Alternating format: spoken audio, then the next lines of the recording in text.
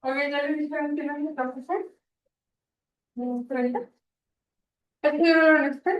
No. Debe ser. ¿Es Es la lista de hoy. El de mayo. macho? Ah, Adelante, doctor. Perfecto. Entonces, bueno, manejo del dolor, en la mayoría de estas las falciformes hemofilias, el dolor neuropático y de miembro frontal. Muy bien. En cuanto al dolor neuropático, vamos a tener la definición de la Asociación Internacional para el Estudio del Dolor, que es aquel causado por una lesión o enfermedad del sistema nervioso somatosensorial y que esto puede ser a su vez causado por una afección clínica. Tiene que tener una causa subyacente, ya sea una anomalía en el sistema nervioso periférico o en el sistema nervioso central, pero sí o sí tenemos que encontrar pues una causa subyacente.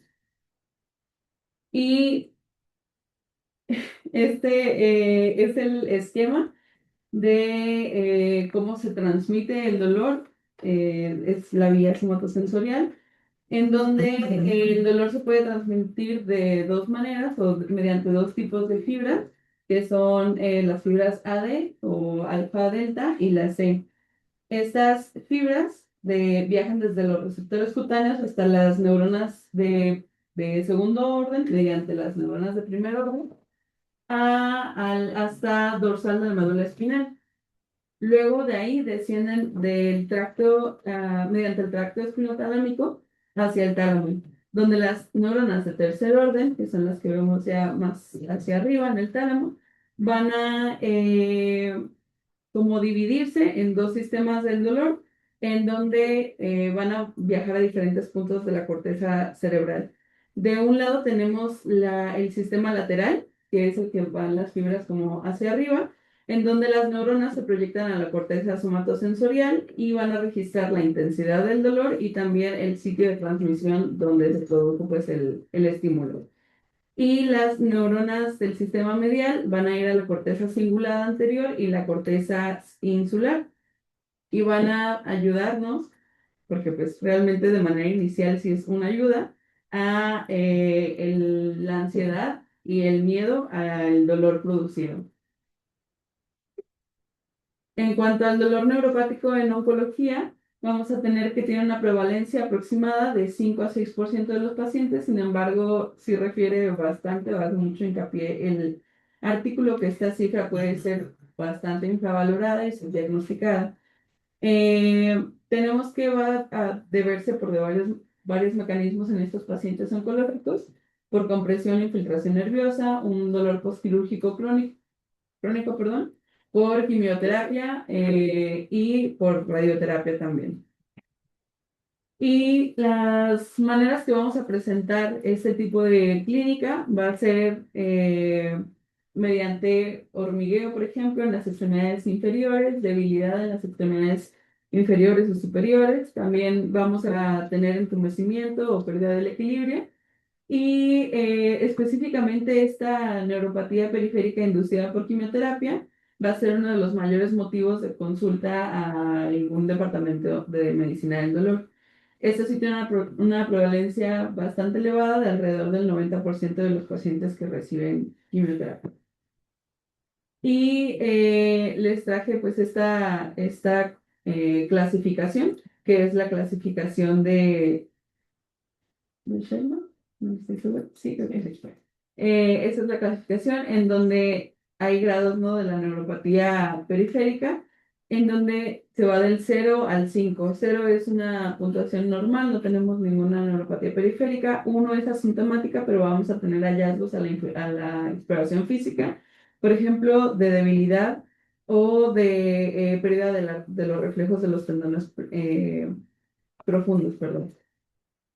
El grado 2 va a ser sintomática ya y también vamos a tener debilidad que afecta a las funciones, pero no afecta la vida diaria del paciente, así como alteraciones sensitivas, perdón, en donde vamos a poder tener, por ejemplo, parestesia, que también altera la función, pero no el día a día.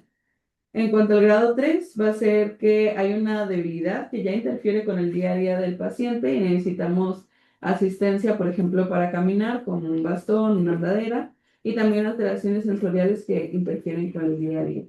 La 4 prácticamente ya es que sea, ¿cómo se llama? Que sea discapacitante, gracias. Y la 5 prácticamente la describen como muerte. ¿Cómo se llama la muerte? Pues, ¿Perdón? ahorita lo logro. En cuanto a la neuropatía, continuando con la neuropatía por quimioterapia, vamos a tener que esta obviamente va a depender del tipo de quimioterapia que se le dé al paciente y de la dosis acumulada que haya recibido el paciente. Como sabemos, están de primera intención los alcaloides de la vinca y también los platinos tienen un papel importante. En cuanto a las leucemias, por ejemplo, que sabemos que es el cáncer más común en pediátricos, la vincristina va a ser la causa más común de un dolor neuropático y esta se va a caracterizar por un dolor neuropático distal y simétrico, caracterizado o descrito como en guantes y en calcetines. Va a haber parestesia, entumecimiento, hormigueo y progresa de manera proximal. En cuanto a las leucemias, del 78 al 100% van a tener algún tipo de neuropatía periférica, sin embargo, del 10 hasta el 50% de nuestros pacientes van a tener un grado 3 o grado 4. Es para tenerlo muy presente. O sea, todos los pacientes de la vida. Exacto. Y en cuanto a casos severos, pues sí se opta por disminuir incluso la dosis del el medicamento. Hablando ya de los platinos, sobre todo el carboplatino, tiene una incidencia de 37 al 50% de todos los pacientes que lo reciben de una neuropatía periférica inducida por quimioterapia grado 1 o grado 2. Y el cisplatino también, bueno, eso lo describen como específicamente el cisplatino, pero ¿por qué produce esta neuropatía periférica? Se refiere que es mediante la producción de especies reactivas de oxígeno y que altera la función mitocondrial. Algunos otros quimioterapéuticos que vamos a ver que también influyen en el desarrollo de neuropatía periférica va a ser el bortezomib, el dinutuximab y el brentuximab, pero eso refiere que de manera menor y como no son medicamentos como tal de primera línea, tienen menos Incidencia. ajá, menos incidencia y también menos como ensayos clínicos, investigación al respecto. En cuanto a la neuropatía inducida por radioterapia, vamos a tener que las principales manifestaciones van a ser parestesias distales y debilidad, y generalmente esta va a ser como importante en pacientes con tumores del sistema nervioso central o del médula espinal, los cuales sabemos que pues, reciben mayormente tratamientos basados en radioterapia y estos pueden afectar específicamente nervios craneales o periféricos mediante la respuesta a la inflamación inducida por la radioterapia. En cuanto a la radioterapia, esta causa una lesión nerviosa directa por desmielinización, perdón, o por compresión nerviosa por la fibrosis tisular que se realiza o que es causada por esta respuesta inflamatoria. Como tal, la neuropatía periférica va a depender también del volumen de radioterapia que se le dé, de la dosis y también la técnica utilizada. Vemos que, pues obviamente, entre más directo el haz y sea como más dirigido, vamos a tener menor incidencia de. Esa es una escala, que es la puntuación total de neuropatía periférica modificada, y esta es específica para las neuropatías periféricas inducidas por quimioterapia, en donde alrededor bueno, vamos a hacer como una entrevista al paciente en donde vamos a evaluar síntomas sensoriales, síntomas motores y síntomas autonómicos. Y también nos va a ayudar a como guiarnos en cuanto a la exploración física, si hay sensación al tacto leve, si hay alteraciones también con el uso del alfiler, alteraciones vibratorias en la fuerza y también los reflejos tendinosos. Esto se realiza generalmente para pacientes mayores a 5 años y pues refieren que es una de las herramientas que podemos utilizar para el diagnóstico de las neuropatías inducidas por quimioterapia. En cuanto al manejo del dolor, vamos a tener pues primero que tener presente que no solamente es un manejo farmacológico, sino también tenemos herramientas que nos ayudan a este manejo, que no interfieran, uno, pues que no haya reacciones cruzadas con la quimioterapia, por ejemplo, o que no tengan demás efectos adversos. Pues la rehabilitación física, la acupuntura y el mindfulness están verificados o se ha estudiado que ayudan a estos pacientes, sobre todo porque aparte no interactúan con la quimioterapia, como no siendo así pues con la administración de paracetamol, de dexametasona, opioides, pues son fármacos que se pueden utilizar, pero pueden interactuar con la quimioterapia mediante la modulación de expresión de transportadores, sobre todo de la glucoproteína P, que interfiere en el paso de estos fármacos a través de la barrera hematoencefálica y puede afectar la penetración en estos sitios y causar pues una disminución en el efecto terapéutico. Y esta es una tablita específicamente como viendo todo el rango de acción que tenemos de medicamentos para controlar el dolor neuropático, empezando por AINES y pues obviamente pensar en que los AINES, sobre todo el paracetamol, es como terapia complementaria, no se prefiere como terapia a manejo crónico. Y importante mencionar el paracetamol como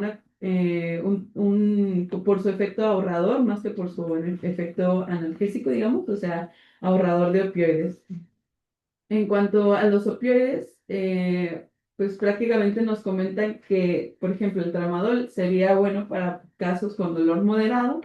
Sin embargo, las guías europeas nos recomiendan que no se utilice con problemas, con pacientes que tienen problemas ventilatorios, ya que en caso de producirse toxicidad, la sintomatología de la toxicidad va a ser peor en estos pacientes. Y pues en general los opioides tampoco los describen como de primera línea, sobre todo porque ya sabemos los efectos adversos de la dependencia de estos fármacos. Por el mecanismo Eh, de acción, ¿no? Más ¿Perdón? que los efectos adversos, el mecanismo de acción en el Ujú. dolor, que no.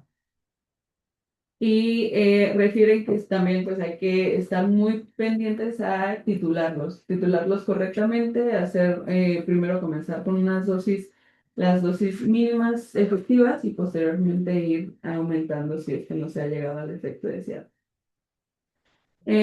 Posteriormente, anticonvulsivantes como la gabapentina, la pregabalina, perdón, y también algunos antidepresivos como la duloxetina.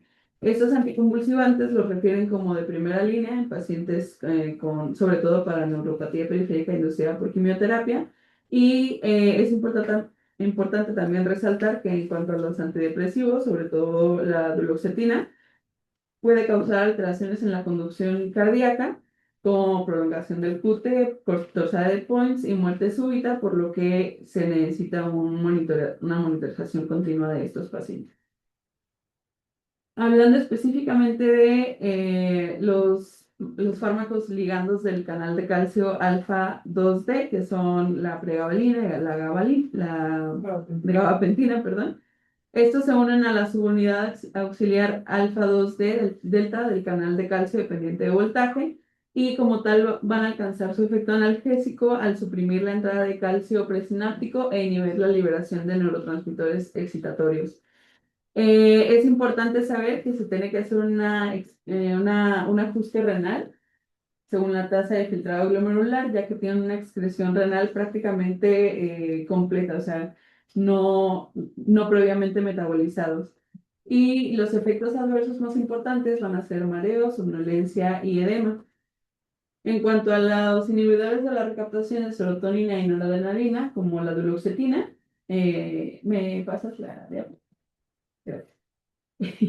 Su efecto analgésico se va a atribuir a la activación del sistema descendente de inhibición del dolor por la serotonina y la noradrenalina, perdón. Y generalmente es bien tolerada, sin embargo, hay que tener en cuenta que puede causar también somnolencia, náusea y estreñimiento. Hay algunas otras opciones, por ejemplo, la capsaicina tópica, en donde en neuropatías periféricas que sean un poquito más localizadas, puede inducir liberación de sustancia P y causa vasodilatación e irritación. Eso de manera inicial. y posteriormente, ya durante su uso crónico, el umbral nociceptivo va a aumentar porque va a haber agotamiento de la sustancia P.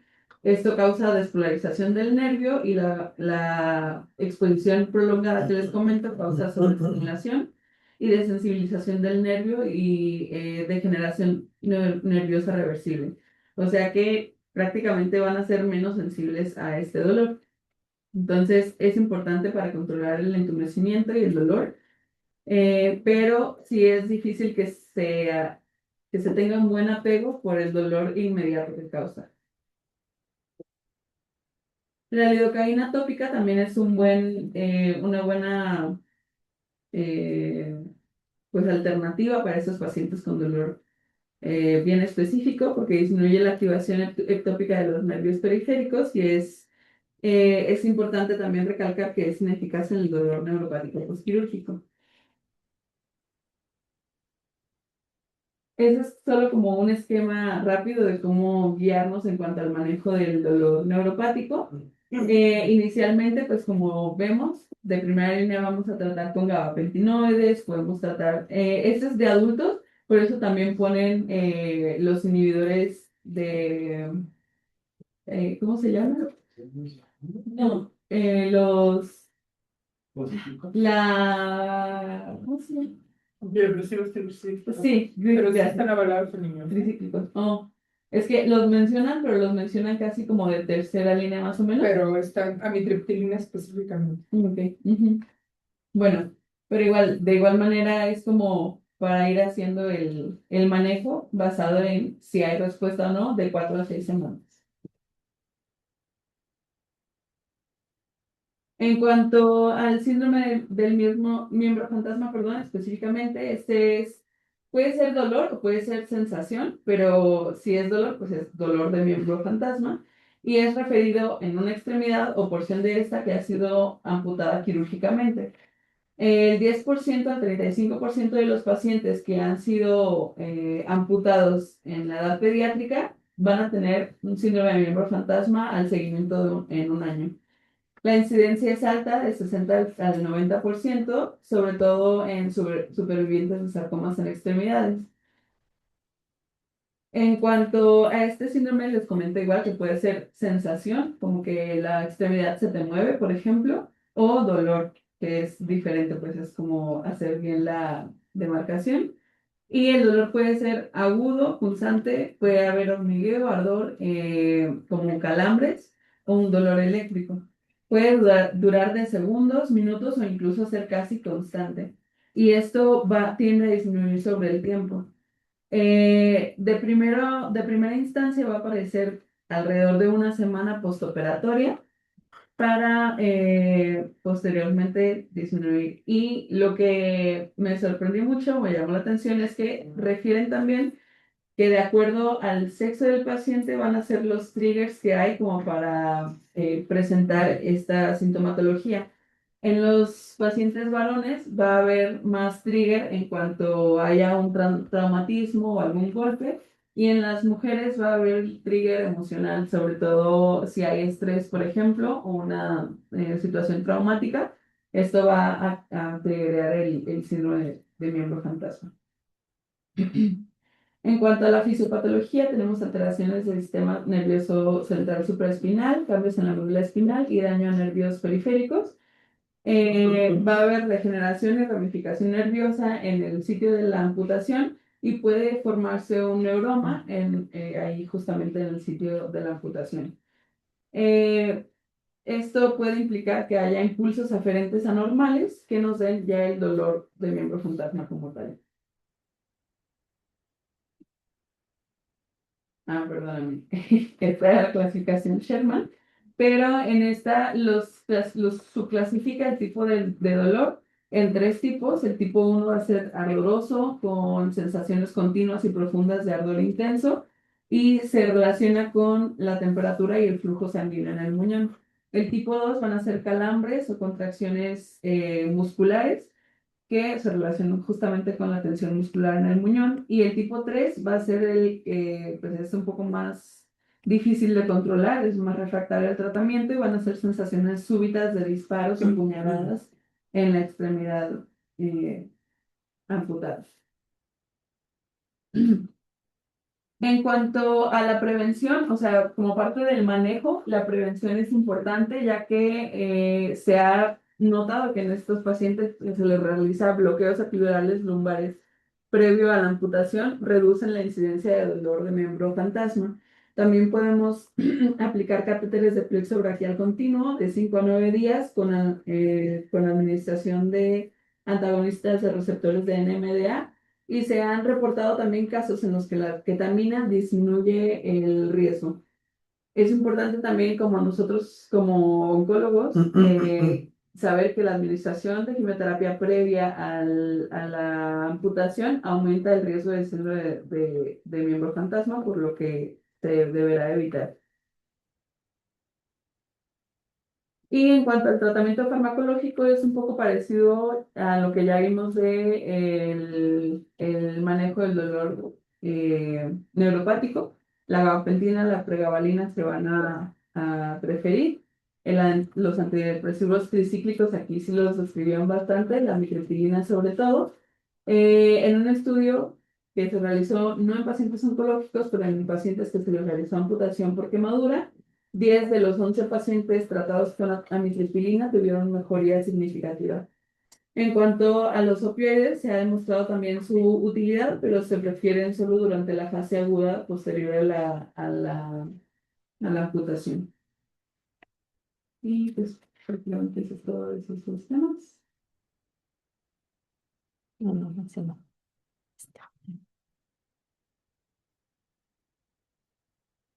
Vamos a ver. ¿Qué es lo que más les llama la atención, sobre todo a los pacientes de onco que están todo el tiempo con los pacientes de neuropatía por quimioterapia, inducida por quimioterapia, por polineuropatía periférica? De pronto que la detección lo hacemos muy tardía, o sea, cuando ya el niño no puede caminar, es que decimos, tiene neuro.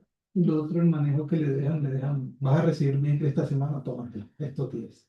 5 Sí, días. justamente Ajá. eso, como que no hay continuidad en el Entonces, ¿ustedes creen que están haciendo lo correcto? No.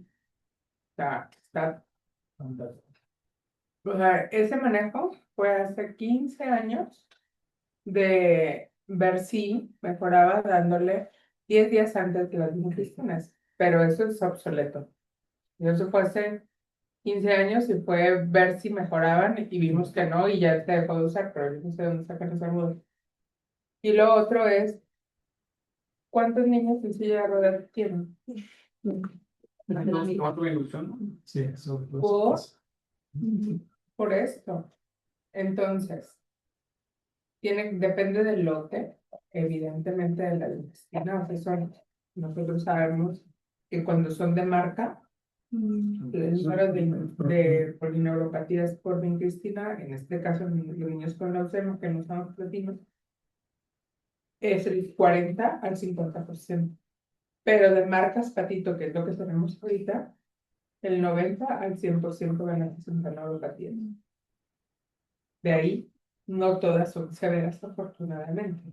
Pero ¿con qué es lo primero que ustedes lo pueden detectar? Antes del dolor. Pues, Y debilidad. Pero no es normal que un niño camine como pato. Sí. No es normal que arrastre los pies. No es normal que camine como espinado. Pero lo hemos normalizado. O sea, ¿cuántos niños llegan a la consulta de leucemias? Y ni siquiera no les miden reflejos, obviamente, ¿o sí? Entonces, estamos subdiagnosticando a todos. Y gabapentina y pregabalina no tiene tantas interacciones con la quimioterapia. En este manejo inicial deberían de darlo ustedes. Y lo otro, ¿cuál sería lo más rápido que pueden dar ustedes en la consulta? Texturas. Porque estamos hablando de que hay una polineuropatía periférica. Entonces, pueden hacer técnicas, o sea, texturas, o sea, 10 veces con una toalla, 10 veces con algo más rugoso, 10 veces con la temperatura más fría o más caliente. Y eso lo pueden hacer ustedes en el consultorio, explicarle a la mamá, o sea, que se haga un guante, por ejemplo, de los... Las mamás son buenas para hacer cosas, en teoría. Entonces, pueden hacerlo con este tipo de tela, con este tipo de tela que es más plástica, con algo mucho más liso, con algo rugoso. Y entonces hacer el guante y que le pase la mamá con el guante como si fuera el guante, ¿cómo se llaman estos para agarrar una olla o así? O sea, que ni siquiera tienen que hacer los dedos, o sea, que es el guante. Y entonces con el guante hacer la técnica de 10 veces para arriba, 10 veces hacia arriba y luego le cambian el otro guante y así con texturas. Y entonces eso puede mejorar la hipersensibilidad. Y la debilidad, pues no podemos dejar gabapentina. ¿Leíste algo de adaptógenos y omegas para neuropatía? No, no lo refería, no lo expliqué. Eso va a ser para todos el próximo viernes. O sea, ¿qué hay ahora con la vitamina C, con los omegas? El complejo B, si está o no está. Y porque es algo que también en niños con quimioterapia podemos empezar a tener. Porque hemos leído, ya leyeron el artículo de la vitamina D y cáncer, ¿verdad? Entonces, bueno. Entonces, eso, las neuropatías es detectarlas a tiempo, no las las podemos detectar, pero no hacemos nada. Entonces, como que es para todos, o sea, vemos hacia los niños. Y dos, mm, también lo que no mencionaste, creo, Rosy, es ver qué tipo, o sea, para miembro fantasma, que dijiste factores emocionales, sobre todo cómo va a ser la imagen corporal, pero incluidos rituales de despedida, o sea, ayudarle al niño a que se despida de la extremidad que va a perder y que ellos formen parte, porque en todos los hospitales te pueden dar la extremidad que se pierde, hacerle un ritual, no sé, una misa, digo, hay quienes no quiero volver a verlo, pero bueno, a lo mejor recogerlo, hacer la cremación y guardarlo en un nicho o enterrarlo. Eso ayuda al homúnculo de Penfield a ubicarlo que ya no lo tengo. Y lo otro que no mencionaste es si hay dolor previo a la amputación. Incrementa hasta... ¿Sí lo mencionaste? No, pero sí lo leí. Ah, a ver, Pero dilo. sí. No, no, o sea, igual que sí puede haber dolor previo y que hay que tratarlo antes de la amputación, porque si no esto aumenta la incidencia de dolor de amputación. Entonces, a todos los pacientes que se van a meter a amputación, se sugiere dejar un neuromodulador 4 semanas antes. Porque luego es lo que creo que tú dijiste, Luis, o sea, les dejamos 5 días antes de la... No funciona, tenemos que dejar por lo menos 4 semanas el neuromodulador. Sí, o sea, lo que mencioné fue los bloqueos epidurales y los catéteres de flexobraquial, esos los- Esos ayudan muchísimo cuando hay buena voluntad de los cirujanos, ¿no? O sea que, por ejemplo, Toño, lo que hacemos en el civil viejo es que Edgar les pone los bloqueos antes de la amputación, los bloqueos de un ganglio previo, y tenemos un montón que no tenemos síndrome de miembro fantasma. Tenemos como 2 años que no tenemos, creo que 1 en 2 años. Entonces, o sea, claro que si hay una planeación, podemos mejorar la calidad de vida. Y lo otro, como que ustedes tienen que evaluar, y eso lo ven, que los niños nos van diciendo, lo siento en la planta, lo siento en los dedos, lo siento en el tobillo, ahora lo siento en la rodilla, o sea, va habiendo una reducción, o sea, en la corteza somatosensorial, y yo voy empezando a tener la limitación de, hay un artículo que dice que por lo menos, si yo aplico la capsaicina en miembro fantasma, tiene que ser 4 veces por día para poder estar mandando el estímulo de desensibilización. Y como los niños no toleran mucho la capsaicina, por eso hacemos la mezcla con la lidocaína. Creo que no me acuerdo quién me decía de los chicos, o tú, Diana, que si era crema o era en gel. Entonces, generalmente lo mandamos a hacer en gel porque se absorbe y es hidrosoluble. Si lo mandamos a hacer en crema es liposoluble y entonces quema más tiempo. Entonces, nada más queremos un estímulo así como de rozón. No queremos un estímulo que queme como el parche del tigre. Bueno, yo lo he usado y es algo que quema bonito. Entonces, eso que me gusta. Y, y la ayuda de pared. Dijiste mindfulness, Ujú. pero lo que más es como la ayuda de pareja. O sea, yo soy amputado, yo tengo una amputación, entonces yo voy y te hablo a ti de mi experiencia y de lo que puedo recuperar y en lo que me puedo enfocar por las neuronas que me están. Ajá, nadie aprende en cabeza ajena, pero sí es mucho más fácil que alguien que ya vivió tu camino.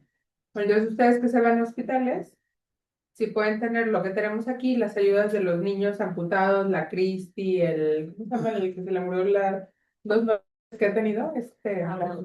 Abraham, ¿cierto?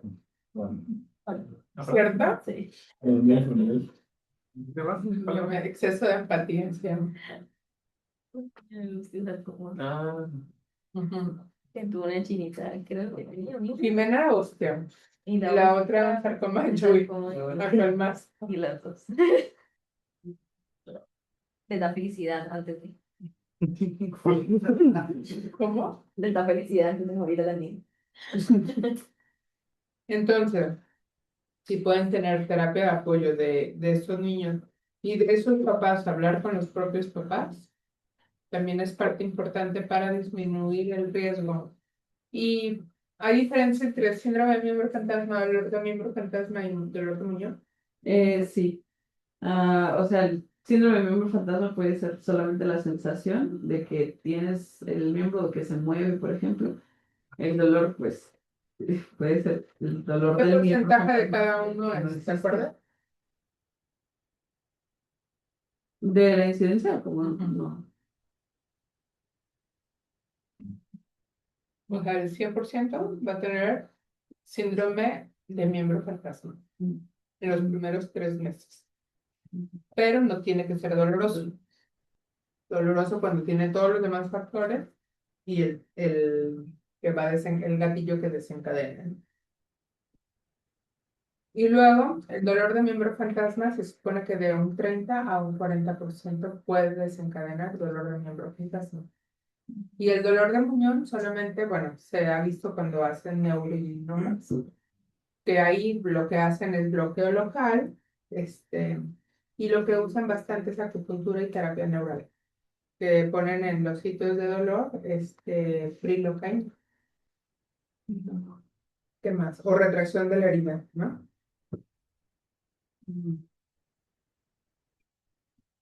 ¿Qué más?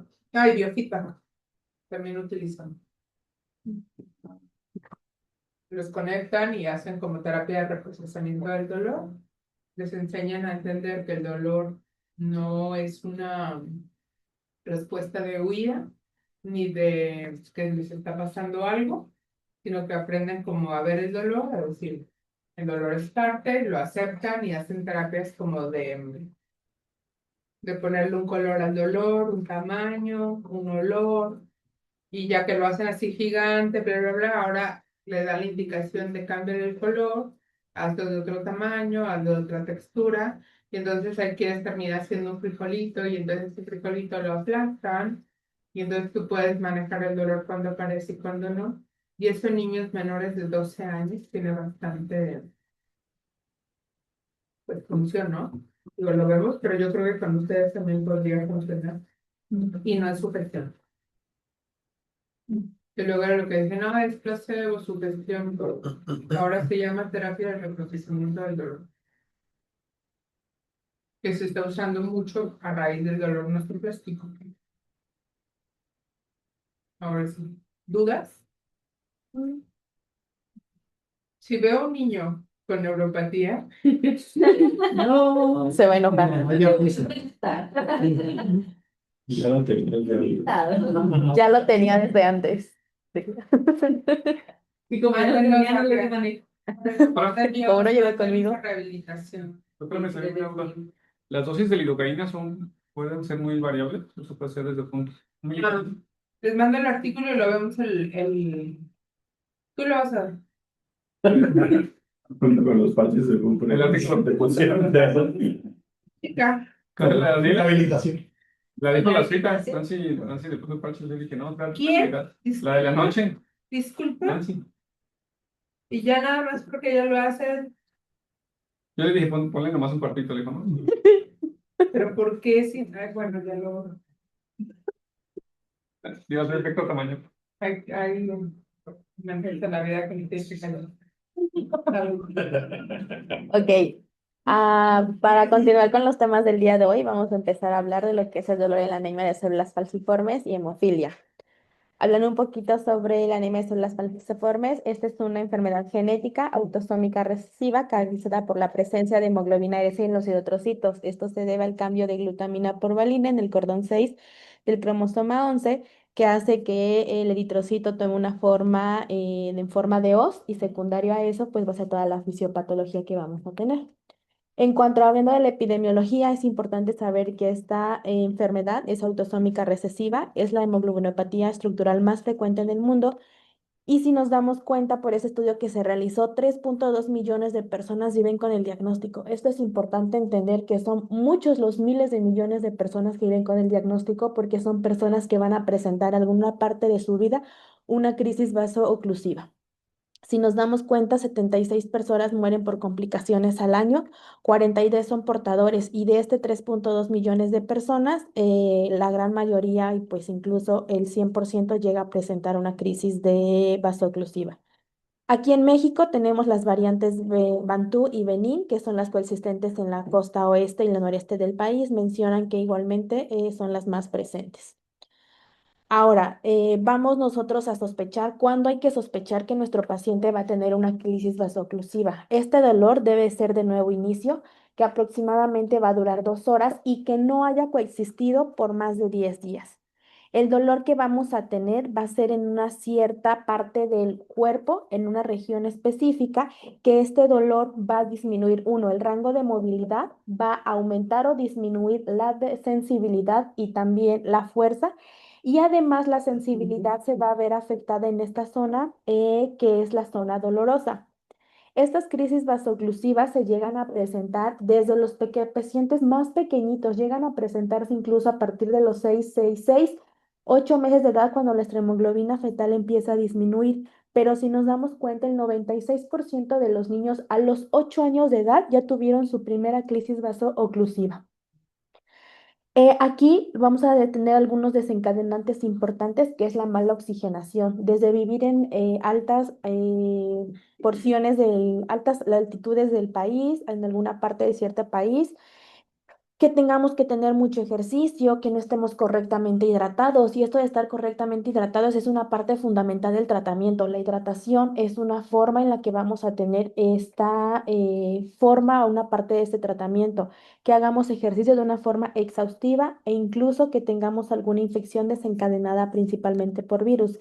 Si nos damos cuenta, todos esos desencadenantes tienen un múltiplo, un denominador común, que es la mala oxigenación. Este es secundario a que por consiguiente vamos a tener esa crisis vasooclusiva. Aquí en la escala del dolor, si mencionamos, nos damos cuenta que vamos a tener una fase prodrómica, en donde acá estos síntomas, pueden ser asintomáticas, o en otros casos únicamente puede haber parestesia o dolor, pero si nos damos cuenta, el dolor por la escala del dolor del 1 al 10 llega a ser un dolor muy leve, incluso teniéndolo en cuenta en 1. Para tener una fase inicial, nos damos cuenta que es aquí en donde el principal síntoma va a ser la ansiedad que va a tener ese paciente por el dolor que vimos que va a ser principalmente en alguna región. Esta región en los pacientes se llega a presentar como una dactilitis, principalmente en manitas y en pies, y si nos vemos, damos cuenta en que entre más van creciendo los pequeñitos, estos sitios van cambiando a lo que es pelvis, columna vertebral, huesos largos y huesos planos, que son los que se van a ver afectados, pero recordando que siempre van a empezar con una dactilitis nuestros pequeños. En la fase inicial es cuando ya van a alcanzar los puntos máximos de ansiedad y nos vamos a dar cuenta que entre el 1 y el día 3 de la fase inicial, el dolor llega a ser incluso desde un 9 o hasta en un 10. Es acá nosotros donde debemos de actuar para poder mitigar este síntoma principal de la crisis vasoclusiva. Posteriormente va a ser una fase de meseta, una fase establecida en donde el dolor se llega a presentar de forma continua, incluso de 3 a 7 días continuos, en donde el dolor va a ser de una intensidad 10 de 10 que va a limitar las actividades diarias de nuestro paciente. Posteriormente a esta fase, que es una semana, va a haber una disminución completamente de este dolor, que el dolor ahí lo vamos a ver en posteriormente, que puede ser incluso un dolor crónico que se puede continuar en una escala del dolor de 3 aproximadamente. Entonces, como mencionamos, vamos a tener ciertos desencadenantes que va desde una inflamación, hemólisis, daño a otros órganos, una hipoxia y un proceso de deshidratación, infección, incluso el estrés. Aquí lo que va a ocasionar es que el tejido dañado o estimulado va a viajar toda la, la señal por el nervio periférico, posteriormente se ve al ganglio de la dorsal, médula espinal y va a llegar al cerebro. Si nos damos cuenta, va a haber muchas sustancias que se van a estar liberando, lo cual va a exacerbar aún más el dolor, que es en la zona local, se puede ir lo que es a nivel central, desde la sustancia P y especies reactivas de oxígeno. Entonces, si nos damos cuenta, es todo un proceso continuo que nos va a llevar la detonante de este dolor. Hay que tener en cuenta que el dolor de la anemia de células falciformes se llega a presentar principalmente en una forma aguda o en una forma crónica. Incluso la literatura nos menciona que hay un dolor agudo recurrente, solo que en estos casos sí se llegan a recuperar estos síntomas del dolor o estas zonas de dolor que previamente habíamos mencionado que puede parecer exacerbarse en una meseta continua de aproximadamente 3 a 5 en la escala de dolor. Aquí nos damos cuenta que el dolor puede ser agudo y puede ser crónico. Y esto va incluido si es de una crisis vasoclusiva o que no tiene una crisis vasoclusiva. Si nos damos cuenta, estos es de una forma recurrente, se puede tener completamente la resolución, lo que es la forma aguda, y la forma crónica, si nos damos cuenta, llegan a persistir de 3 a 6 meses sin un periodo de resolución. Entonces, acá nos podemos dar cuenta que nuestro paciente va a ser mal, quizá mal lo que voy a decir, pero si le va bien al paciente, solo en su crisis de dolor le puede durar 3 a 4 o 5 días, pero si nos imaginamos, llegan pacientes que viven hasta 6 meses de dolor continuo sin una mejoría de esta sintomatología. Entonces es importante conocer cuándo es que tenemos que atacar principalmente, debe de ser, tenemos que tener una forma de, no lo puedo prevenir, pero sí debo de tener estructuras o actividades que me ayuden a complementar este mecanismo del dolor y además darle un adecuado este tratamiento del dolor durante la fase que va a tener el dolor. Por eso existe esta pirámide del dolor que nos damos cuenta cómo es que tenemos que manejar el dolor. Al paciente le tenemos que dar un manejo en casita. Si se puede, es en la fase inicial que vamos a mencionar, en donde vimos en la gráfica de las crisis vasoclusivas, cómo es que le vamos a dar este tratamiento a nuestro paciente. Iniciamos en la parte más baja de la escalera, de la pirámide, perdón, con el manejo en casita, en donde le podemos dar medicamentos como paracetamol, un ibuprofeno, incluso opioides, pero acá únicamente por vía oral. En caso de que este tratamiento baje, que este tratamiento no resuelva el siguiente síntoma, pasamos al segundo escalón. En este escaloncito nos menciona que el paciente va a acudir al área de urgencias sin ingresarse al hospital. Únicamente es yo visito urgencias, te resuelvo el punto máximo del dolor que estás teniendo y posteriormente te egreso a casita con el tratamiento anterior del anterior escalón que mencionamos.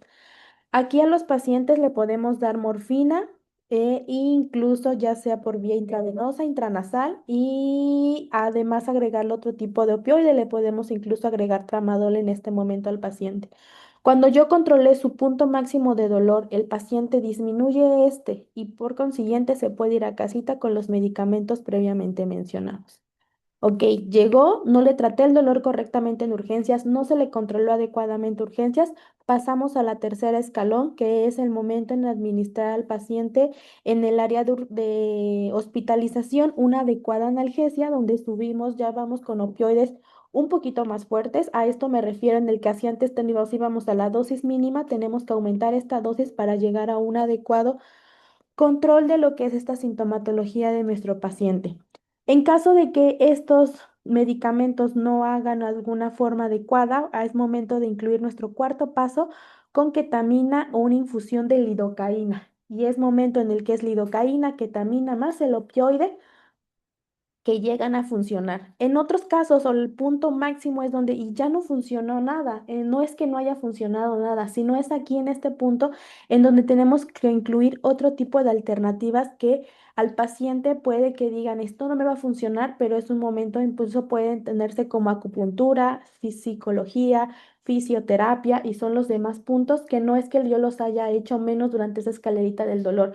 Pero aquí en la escalerita del dolor vamos aumentando la intensidad del fármaco y en el otro es como lleva continuo más todo lo anterior para que tengamos un tratamiento multidisciplinario y en conjunto para tener un mejor tratamiento del dolor que le vamos a dar al paciente. Entonces, si nos damos cuenta, es como lo que habíamos mencionado en la clase previa, es la escalerita del dolor, solamente que en esta enfocada a cómo se lo vamos a dar en un paciente con anemia de células falciformes.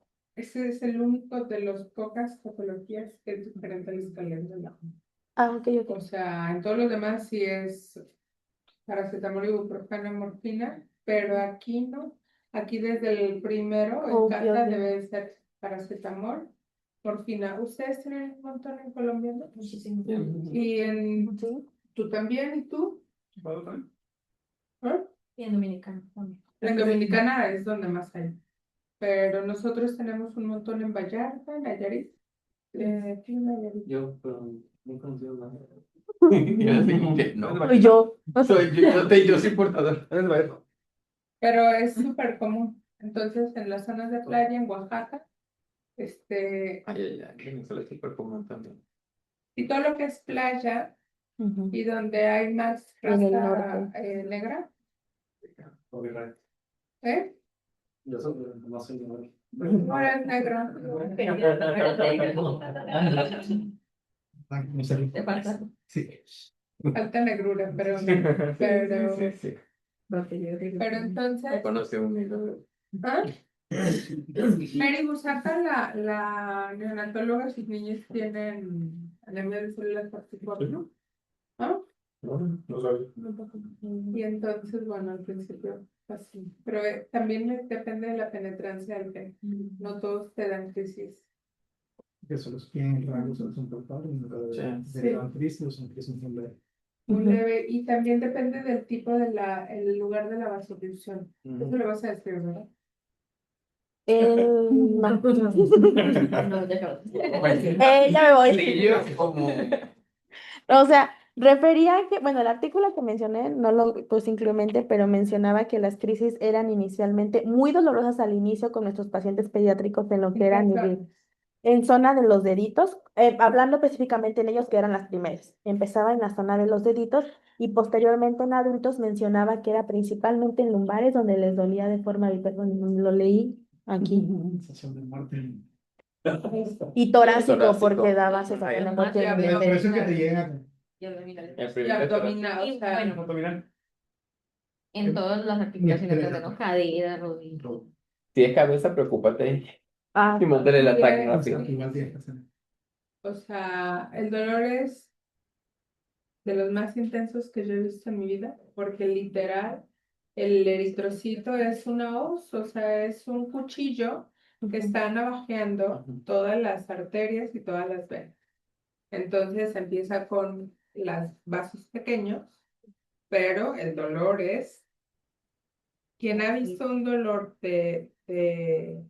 por eso es muy importante que sepan que si han visto chorro el agua, o sea, traten de lavar su morfina y no se esperen, o sea, no se esperen a hacer que, no, el paracetamol no, empiezan con la morfina en infusión, empiezan con lidocaína, y si hubiera ketamina, todo junto en combo. La verdad es que no se tienen que esperar Sí.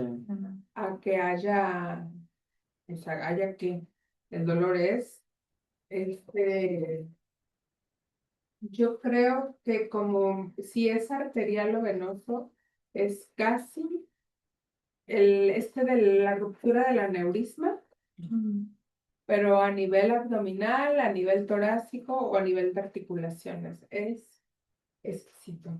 ¿Y si es en abdomen es una urgencia? O sea, tiene que ser estudios más bien. Todos son urgencias. No, pero de algún tipo de como de. A ver, dime tú la De- fisiopatología. No, o sea, de algún tipo como de trombosis o de. No, No, no, no, o sea, porque es vasoclusión, no es una trombosis, Vasoclusión. es vasoclusión. solamente se trata, o sea, el Tú dolor. te llegas Y a rehidratación. pensar en un abdomen agudo, es lo primero Sí, que lo va a primero que llegar sale. en la abordaje hasta que llegue a ti. Entonces, en esa fase se supone que ya le pudieron haber descartado Ujú. con imágenes lo que O pasa. sea, pero no puede haber trombosis, No, no porque es no es alteración de la coagulación. Hay algo mecánico que está obstruyendo y hace una vasoclusión. Y entonces el eritrocito es lo más rígido que hay. O sea, no se va, es como si tuviera, no. Imagínense los eritrocitos allá atorándose. Es mega, mega, mega doloroso. Entonces, esta es una de las urgencias que sí o sí. Y ya cuando se hace crónico, ahí pocas veces porque cada vez, por ejemplo, ellos son expertos en manejarlo, pues cada vez se hace menos crónico. O sea, lo ideal es que, bueno, Bien difícil, ¿no? Porque es una población muy pobre, nuestra mayoría de población, ¿Qué tiene que- sí, Pero es se reconoce, pobre. o sea, ellos te digan, vengo por crisis. Y tú, Sí, claro, todavía pero que vienen caminando. lo que me refiero es que sí pausa. hay mucho niño crónico todavía porque hay muchos niños no diagnosticados. Entonces, cuando ya llegan es porque ya están muy mal. Porque tenemos mucho niño pobre en la costa Pacífico al fondo, No tienen que no usa consulta. solo en las Sí, crisis. sí. Hiperhidratación, hiperhidratación, analgesia, Llegan deformados, ¿cierto? Talla baja. luego las caras Mitos. se van deformando, los huesos se van alargando. Digo, yo solo he visto uno deformado y era de dominicano y las fotos que ves en los No, llegan así al libre. Pero es tanta la cantidad de niños que nosotros inclusive tenemos, así como aquí hay hora dorada, nosotros tenemos, ajá, código de... Teníamos un como esquema y así tal cual una cetosis hay que sacar rápido. A eso sí. O sea, literalmente, Es que ya sabes. Ese es uno, Es una ese sí o sí. O sea, ya sabes que por uno está con la analgesia y por el otro con la hiperhidratación porque tienen que ir a La hiperhidratación creo que es primero que la analgesia. Sí. O sea, no creo. Es primero. Ujú. nosotros lo que hacíamos era que Pero se ponen al mismo tiempo. Sí, les exacto. ponemos queta intranasal. O sea, el niño entra y en el momento en que entra al triaje, tiene crisis vasoclusiva, se le da una dosis y ahí sí se canaliza, no sé qué. Ella es rica, sí, porque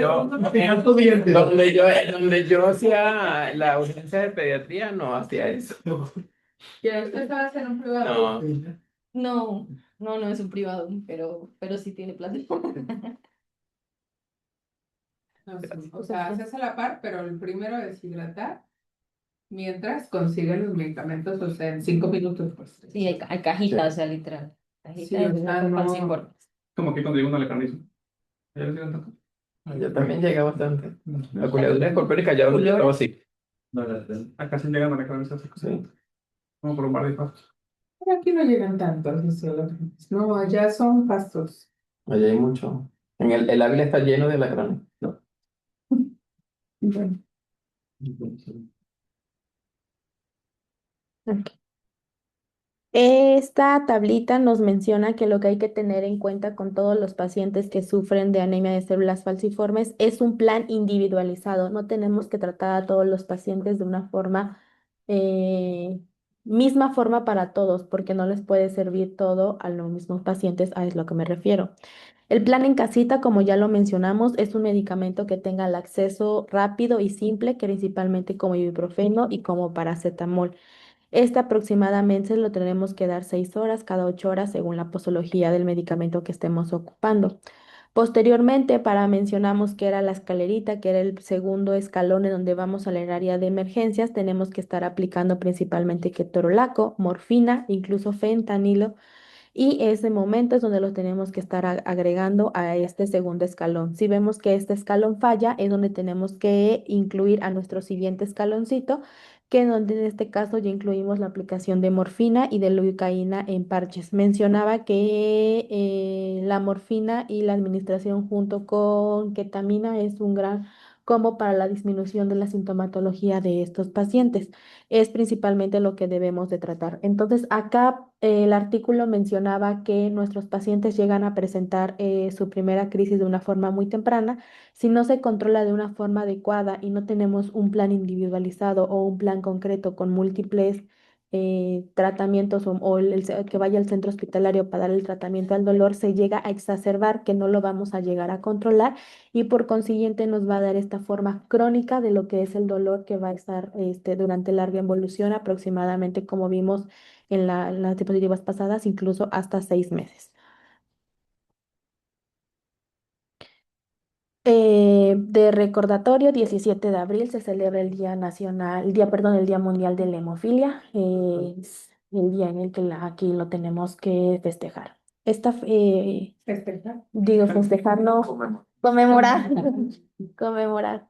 Esta enfermedad igualmente es genética, solo que esta es ligada al cromosoma X y se encuentra donde se encuentran codificados los factores para el factor 8 y el factor 9.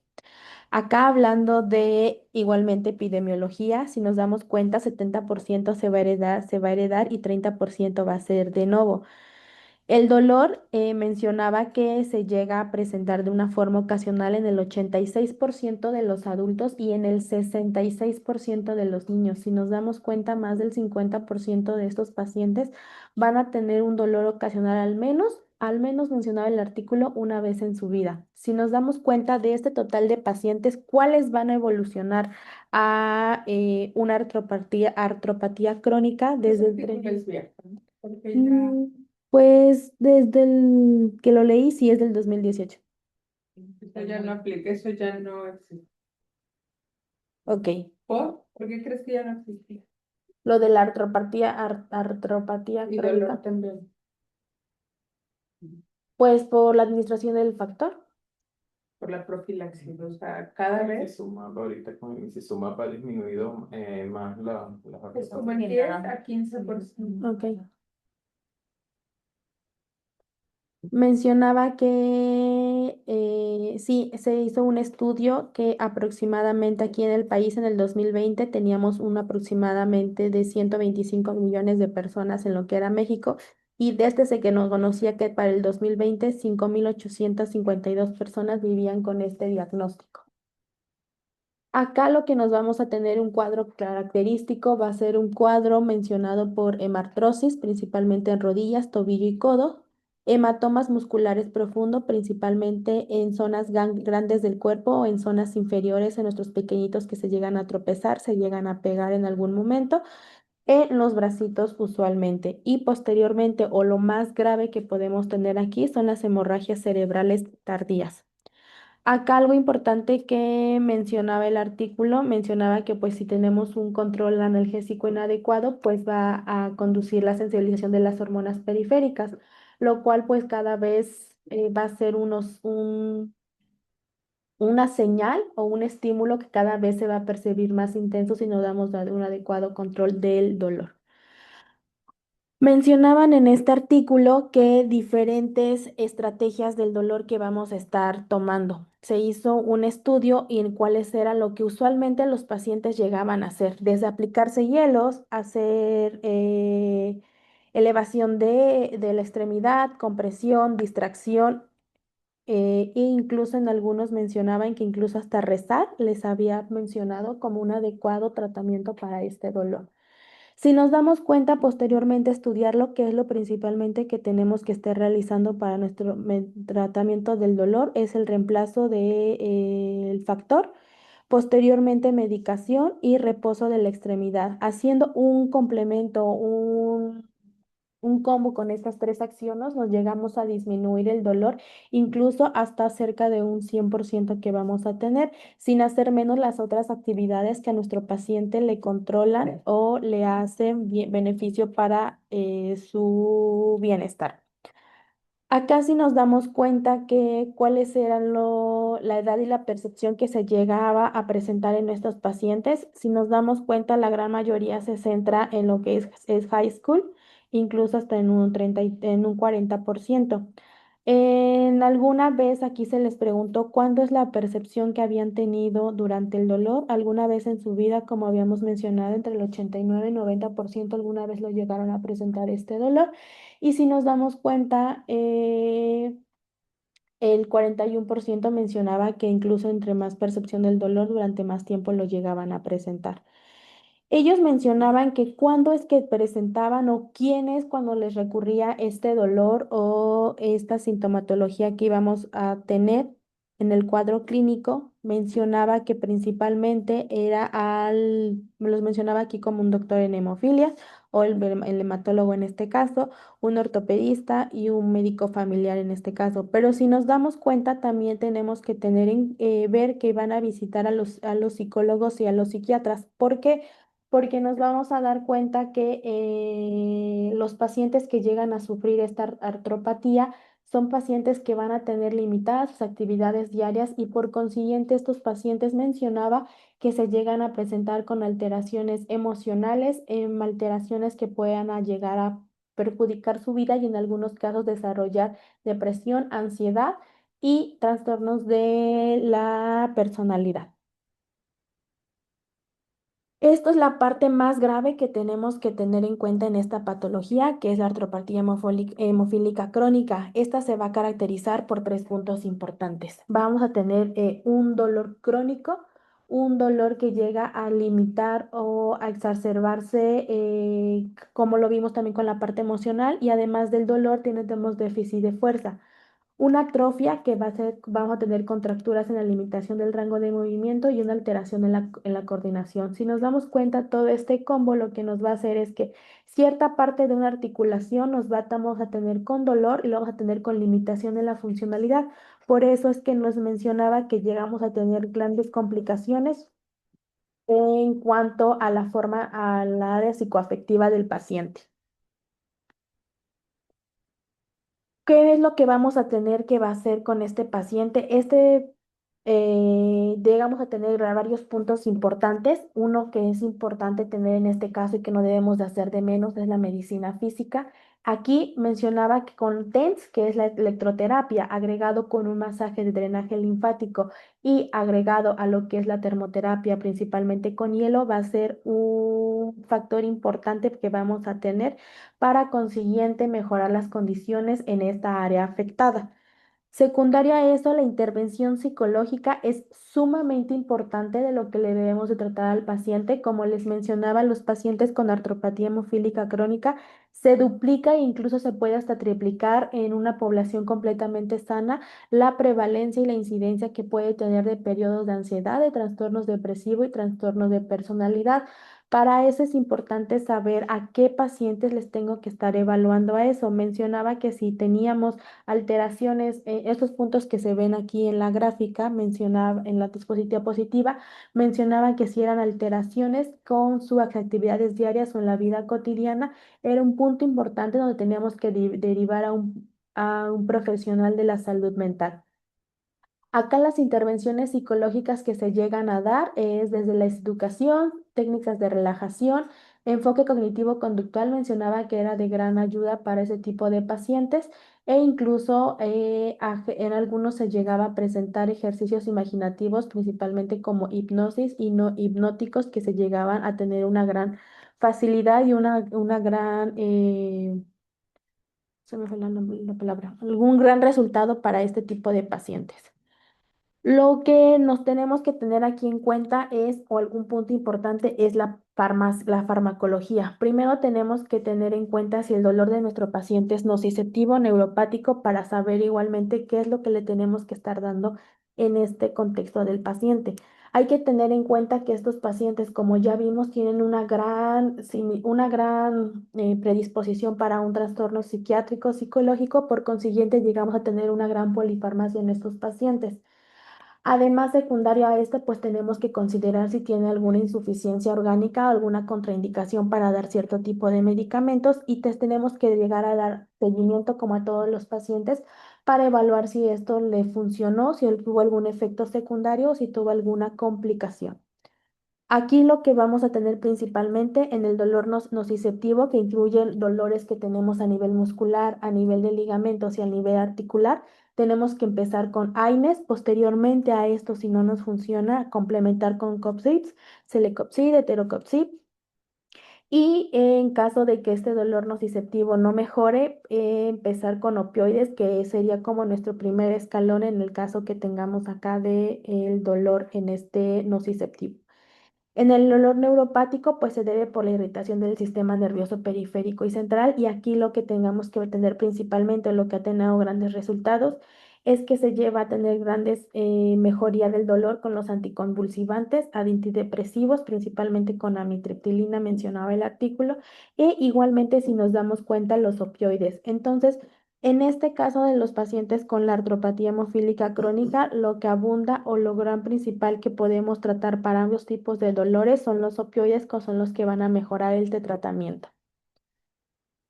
Y para recordar que el dolor no es una señal, no es una sentencia, por consiguiente les podemos dar un adecuado control del dolor a nuestros pacientes de esta sintomatología.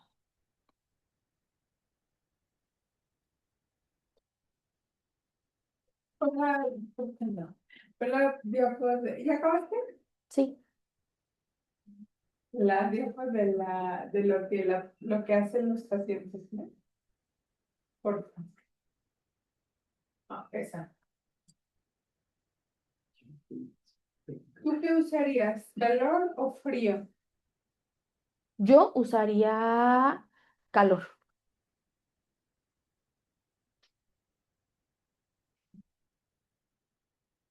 ¿Y por qué calor? Porque lo que quiero hacer es una vasodilatación de... Pero está sangrando. Está sangrando.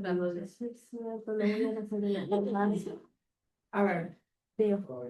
tienen calor proscrito, nunca en su vida. O sea, está sangrando. Sí.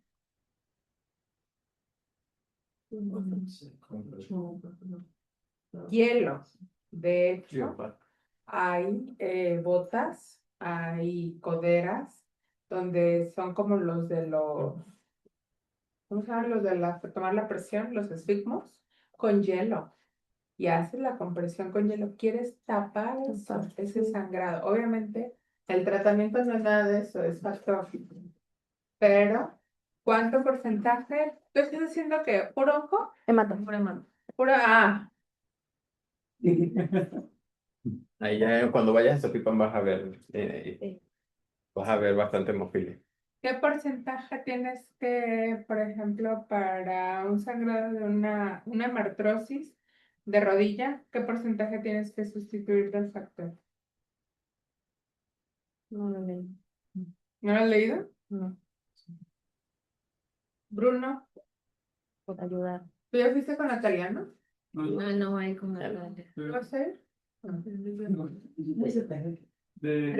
los trajes de factor que se les da cuando tiene marcosis en la rodilla. Hemartrosis, déjame ver. Marcosis. 50 al 60%. De ti. Ya, Sí, sí. Es que iba a depender, lo que pasa es que la doctora hizo una tablita. Si tiene sangrado activo es 100%. Eso Si siempre, tiene... pero bueno, Si también va para depende. cirugías. Ajá. Si va para cirugía, a ver, los chicos que van a hacer bloqueos, ¿pueden hacer bloqueos para hemartrosis, sí o no? ¿Y por qué? Pues si está con el sangrado activo, pero no, que tiene la coagulación activa, pues no está con Los ahorcos si le dicen a uno que tiene hemofilia que no, porque para eso está el factor. Ah, o sea, por eso. Se pone el factor y en ese momento no esperan a las pruebas. Porque luego traen el chip de anestesio y dicen hasta que salgan los factores bien. Se suspenden. No, es en caliente. Tienen algo, les Nada. piden una interconsulta porque tienen mucho dolor. Sí, claro, sustituye el 100% el factor y en ese momento ustedes ya lo están picando. Sí, es en caliente. ¿Eh? En todo caso sería drenaje, ¿no? No sería bloqueo. Lo drenaje es lo que está provocando dolor es la acumulación. Sí, pero es que hay hemartrosis crónicas que luego sangran y sangran y sangran. Drenajes no se usan en hemofilias. Jamás. ¿Cuál es la fisiopatología de la hemofilia? ¿Se acuerdan? La deficiencia de los factores de coagulación. ¿Qué hace? Pues no coagula. Y entonces va a haber un sangrado por un traumatismo que a mí, yo me puedo pegar y no me va a pasar nada porque tengo buenas plaquetas y tengo buenos factores. Supongamos que tenga alteración de la plaqueta, ¿no? Pero ellos no. Entonces ellos van a tener hemartrosis de repetición. En teoría, cada vez es menos porque hay profilaxis y si hacen anticuerpos contra factor, bueno, ya tenemos un montón de monoclonales. Yo ya no estoy experta porque yo ya dejé de leerlo, Ujú. pero porque ahorita ya me decía Natalia que Sí. hay una infinidad. O sea, hay terapia génica, hay terapia, o Y hay sea, terapia génica. Sí, no, no. O sea, la hemofilia ahorita es el business más que uno. Pero, ¿qué? ok, que viene el baile y me ve así, le digo que vengo llegando de allá de la Acaba de rotar. Está pidiendo nopalina, doctora, que un presidente más. Un presidente del mes. Natalia, No, está mamando gallo. Está mamando gallo. Alguno de nosotros. Pero me la pasé bien con ella. No me siento jado. Que dice que le va a dar una honorífica. Mamar Cada vez gallo en que Venezuela es bromear. hacemos una nopalina. Sí. Me imagino. Ajá. Por si acaso aclaro, mamar gallo en Venezuela es bromear. ah, Ok. este prosaico. No, bueno, es que le creo todo a ella. Digo a él. Bendito Dios. Esta clase no se va a subir, ¿verdad? Nosotros enseñándole colombiano a decir mamando gallo ¿A quién? a Mariana. Y Mariana llega y dice, es que me están mamando el gallo.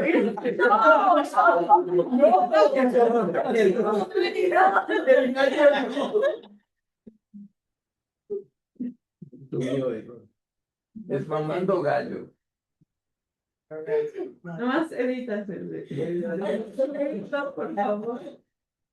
Ahí pondremos el. Bueno, entonces, brevario cultural. Por favor, hagan bloqueos si se hacen y si están descritos los bloqueos, lean bloqueos para pacientes con hemofilia, por favor, porque en su práctica privada les van a llegar, ¿sí? Y siempre tienen que hacerlo cerca de un hematólogo para que les programen la. Porque imagínense cuando tenemos niños con traumatismo craneoencefálico, tenemos que no les operen neuro. A los tienen que operar, pero se les restituye el factor al 100%. Hay porcentajes para decir, bueno, un dolor abdominal o un sangrado abdominal, se repone el 80, el 90%, o sea, al agudo 100. Y después van dejando 80, 90 y van viendo qué porcentaje y si tienen anticuerpos contra el factor. Pero bueno, ahí es otro manejo. ¿Y te llamó la atención porque hablaste de las personalidades?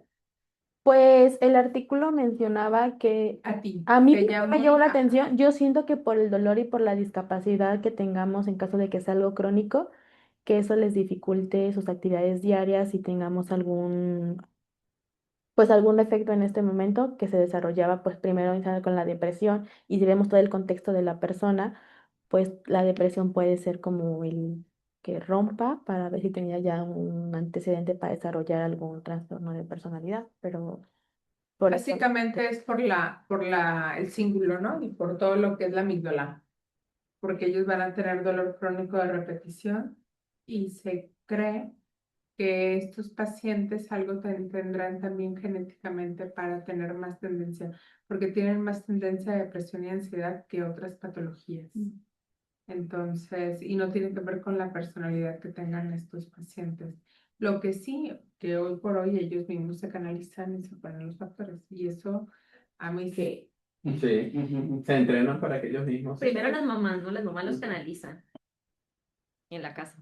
En casa les ponen la Les ponen el mariposita factor. y les ponen el factor. Pero luego ellos, a los 5 Ya. o 6 años, los estás viendo canalizándose, poniendo ellos solos el factor. Entonces, hay toda una... ¿Cómo también es eso? En todo el mundo. En todo el mundo. Sí, sí. Eso es una... Espera que no hay cine, pues. Gracias. En Colombia me hace. Le falta pasear. Sacar las muchachas. ¿Qué? Como me dijo, no, sí, te parece más interesante Guadalajara porque aquí hay más carros que allá, ¿verdad?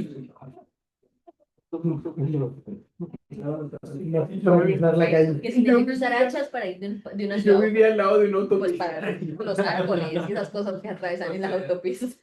Bruno. No, yo le decía de aquí donde vivía aquí, que era 2 cuadras, que está allá por donde está el pueblo.